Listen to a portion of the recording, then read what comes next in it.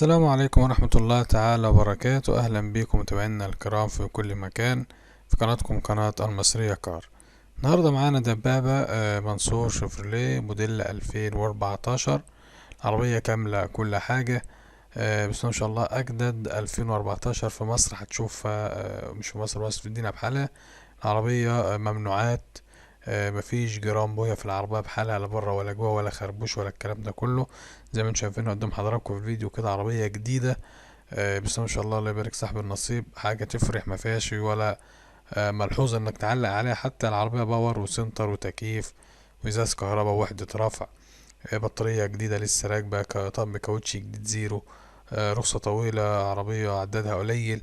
عربية بريحة الفابريكا، جواها حوض لنج مفيش بعد كده.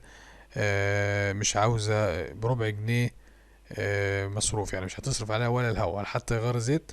صاحبها مخليها ما مفيش من ده تاني، يعني مش هتركن 5 دقايق عند اي حد. العربية تطلع الشغل على طول، بس ما شاء الله، وتسد معاك. عربية جديدة بمعنى الكلمة، اظنك بستلم موديل السنة بالظبط. عربية في حالة الزيرو، ريحة الفابريكا فيها بسم الله ما شاء الله. العربية ما فيهاش علامة في شاسيه ناقصة، ما فيش مسمار في مكنة انحل. مفيش كبوت محلول، مفيش رفرف محلول، مفيش الكلام ده كله.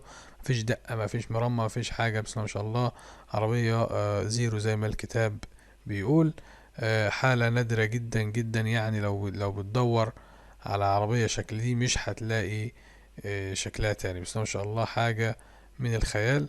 العربية دي مطلوب فيها 430 ألف. على السريع كده، العربية دي على الطريق السريع، طريق المنصورة، جمصة بجوار القطنة. ده بالنسبة لعنوان العربية.